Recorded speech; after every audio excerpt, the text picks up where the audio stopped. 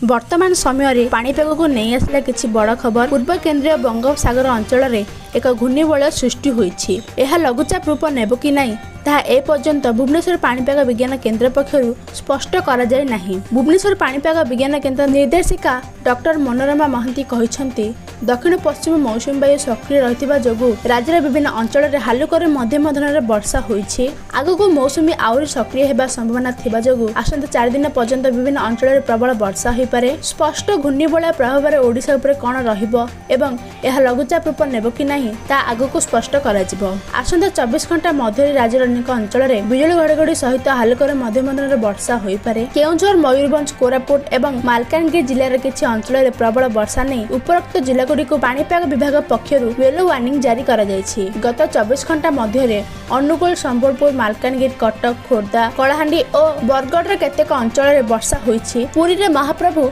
श्री जगन्नाथ रथयात्रा दिन झिपिझिपि वर्षा लगी रहिबो। उभय 7 और 8 तारिख रे 30 रु 35 मिलीमीटर लेखाएं वर्षा हेबो। 7 और 8 तारिख सकाळ संध्या पर्यंत झिपिझिपि वर्षा लगी रहिबो। जदि आज वीडियोटी भल लागिला तो वीडियो को लाइक करंतु, चैनल को सब्सक्राइब करंतु एवं आपन केउ जिला कमेंट कर जणांतु।